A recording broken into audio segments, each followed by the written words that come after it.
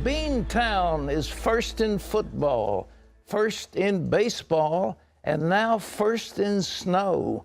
They have had more snow in 1 week than ever in their history, and the mayor says, I don't know what I'm going to do. I've got no place to put it. The misery just never seems to end from that region of the country, with still another massive storm dumping up to 2 feet of snow in some areas. Well, it's the last thing many of those areas need, like parts of Massachusetts that have already had more than 5 feet of snow. Ephraim Cram brings us the story. Another round of winter weather has Boston at a breaking point. The city could see another 18 inches of snow, and the mayor has already busted the budget, spending $18 million to remove what's fallen this year. We're running out of space where to put all the snow that we have in the city of Boston. Boston schools are closed until Wednesday, and Monday court closings mean another delay in jury selection in the Boston Marathon bombing trial. On top of that, Boston's Logan International Airport is only allowing a limited number of flights to arrive and depart. We've never seen this type of snow here in the city of Boston at any other time in the history of our city. In areas of New York, the last thing people want is yet another coating of snow and ice to start the work week, or in many cases, bring that week to a freezing halt. I haven't had to have my Monday class this is the 3rd week in a row now, so it's getting bad. Winter is getting very old very fast, and this latest snowstorm comes as a new article in the London Telegraph newspaper reports. Official temperature records have been manipulated to make it look like the Earth was warming much more than it really was. The author says global warming may be one of the greatest scientific scandals of all time. Still, the debate over whether global warming is real is far removed from the people in the Northeast. Like New Hampshire's Carl Stevens, who's gotten some pretty good use of his snowblower this winter, now digging himself out of more and more snow in the midst of freezing temperatures. It's one of those times that I bought something and it actually paid off. Ephraim Graham, CBN News. Bless his heart. I want to go to a later note. I'd like to show you a picture, a painting. And I think, have we got it, folks, the painting? See that painting? Yes. There's some Tahitian ladies painted by Paul Gauguin. He was an impressionist. Would you like a picture like that hanging in your house? Sure. How much would you pay to get it? Well, no.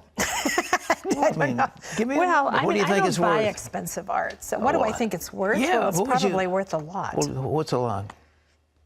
I don't know. Well, give me a lot. $500,000, $1 million? $500,000, $1 million. That's a number. That's a couple of semi-naked ladies from Tahiti. Paul Gauguin, when he was, vegetating out there. That painting just sold at auction to Qatar for $100 million. $100 million. 300 million is the most expensive painting. I want to show it to you again, ladies and gentlemen. Would you ever put something worth 300 million? Would you ever hang that on a wall? Well, it's lovely. Well, it's lovely. There's a bunch of, who couldn't do that? Well, I couldn't do that. Yeah. Maybe you could do that. I couldn't do it, but most young artists, splash a bunch of color on. But you could say that about numbers of 300, but it's crazy what the prices. There's more money sloshing around now. 300 million, wow. Some apartment in New York, the numbers are so staggering. It's not $1.5 million. It's like 15 million for a condo. It's just crazy, the numbers. So, ladies and gentlemen, the rich get richer and the poor stay that way. Well, in other news, the crisis in Ukraine is getting worse. And the United States and Europe have to decide what they'll do to stop Vladimir Putin. Our Wendy Griffith has that story from the CBN newsroom. Here's Wendy. Thanks, Pat. President Obama and German Chancellor Angela Merkel are talking about Ukraine at the White House today. Some political leaders in Washington are supporting sending arms to Ukraine to help fight against rebels backed by Russia. The U.S. plans to send more economic help to Ukraine, and the London Independent reports that some diplomats are warning that the West must stand up to Russia over Ukraine or face the possibility of a major war. But others say sending those weapons could mean that Russia would also send in more arms, and that would lead to an escalation in the fighting. Well, Jordan is still pounding ISIS targets from the air, while there's speculation of a possible ground campaign now. As Chris Mitchell reports from Amman, it's part of their renewed campaign after the murder of a Jordanian pilot. Jordan launched more than 50 airstrikes against the Islamic State. A top Jordanian Air Force general says the air campaign has three main goals. Targeting top leadership with al-Baghdadi at the helm. The second target was the illegal revenues of the group, which they have been getting from fuel. The third target was to weakening and destroying the training centers and logistical centers. This picture reflects a resolute nation in the wake of the horrific murder of the Jordanian pilot by ISIS. This is a nation at war. We are determined to fight ISIS until we achieve the goal of this war, which is wiping out the Islamic State completely. He added this is the beginning, not the end of the campaign to defeat ISIS. And some speculate Jordan is planning a limited ground campaign. Prince Charles visited King Abdullah at the start of a 6-day Mideast tour. The prince told the BBC that the plight of Middle East Christians was an agonizing situation. King Abdullah faces a daunting challenge. He needs to mobilize and maintain his country's fight against ISIS while realizing that a significant minority of his citizens sympathize with the Islamic State. He'll be looking for military and moral support from the U.S. and other coalition partners as he fights for the future of his kingdom. Chris Mitchell, CBN News, reporting from Amman, Jordan. Thanks, Chris. Pat, do you think Jordan's king will send in ground troops? Well, I wish that maybe he's available to be president of the United States. We need somebody like, hey, listen, burning that airman was a bad move for ISIS. Listen, the king has at his disposal some fierce desert warriors. He's got a fierce air force. And if he mobilizes his entire country to destroy, which is what he, not contain, but destroy ISIS, he might well succeed and some others may come along with him. Would that he had a little spine he could share with the president of the U.S. of A. Wendy. Pat, a top former Army general is criticizing the Obama administration's strategy in the war on terror, saying it isn't working. That assessment came from Michael Flynn on Fox News Sunday. He says the administration has failed to create a comprehensive strategy and hasn't defined our enemy. We are facing a form of a cancerous component of the Islamic religion, which has a fanaticism to it that has everything which is against our way of life, and they, in fact, have declared war on us. And I think that we have to recognize that. You can't defeat an enemy that you don't admit exists.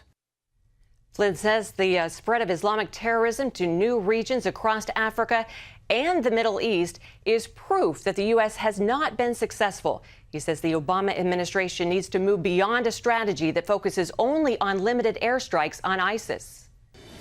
We're kind of like a football team with the quarterback at the huddle, and the quarterback says, ready, break. Everybody's supposed to step to the line, and the team's supposed to move down the field together in a synchronized way, you know, to the goal line to win. I feel like when we say ready, break, all the players that are on the team, they're going off into different stadiums playing different sports. He says that's partly because there's no central leader of the U.S. effort. Media analysts are debating the future of NBC anchor Brian Williams after he took a leave of absence from the nightly news show.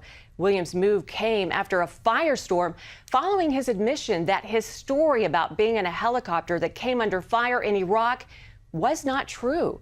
Many analysts think Williams can survive, but some caution that many of Williams' other statements are being scrutinized by fact checkers to see if he embellished any other stories.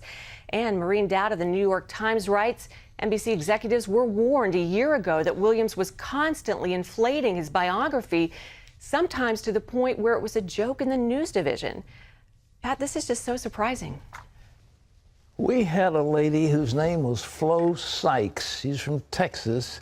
And her specialty was teaching on-air personnel how to talk properly and what mannerisms to have and so forth.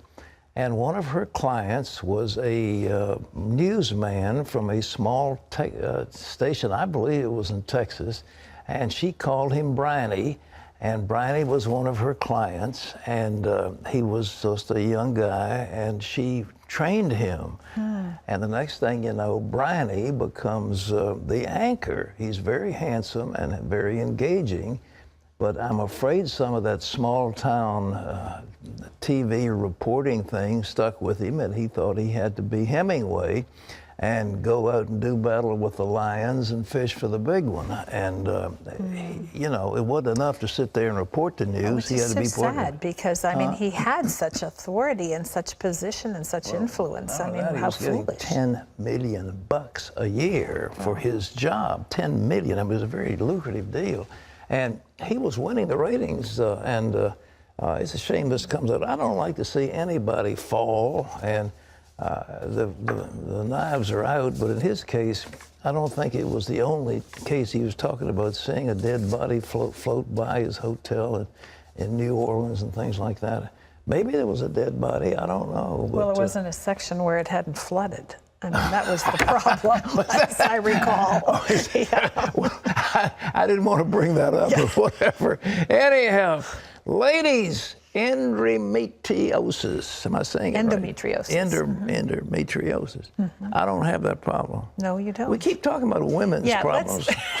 Let's go, Wendy. Why can't we have some men diseases I can talk about? I can't share it with you, ladies. We can arrange that. But Wendy will give you the story. Terry, we'll talk later. Well, all those cups of coffee, and Terry, I know you love your coffee, may have an unexpected side benefit for women. New research indicates it could cut the risk of endometrial cancer. Women who drank about 4 cups a day had an 18% lower risk of getting that type of cancer than women who drank less than a cup a day. The study leaders said the researchers weren't surprised because the results were similar to previous studies found. Health Day reports the researchers don't know why coffee might lower the risk of that type of cancer, but one reason could be that it cuts down on the amount of estrogen in the body. Well, isn't that interesting for all of us coffee drinkers? Pat? I don't get estrogen either. Okay, could you throw to me now?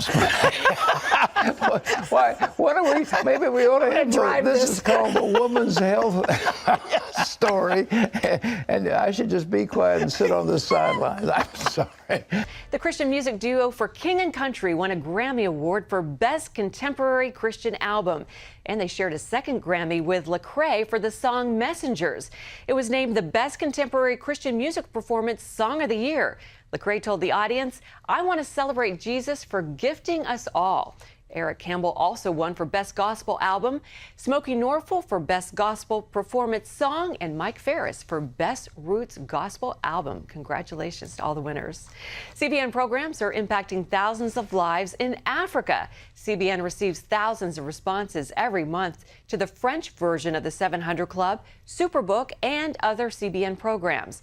Follow-up teams in Africa respond to an average of 13,000 phone calls, emails, text messages, and online chats.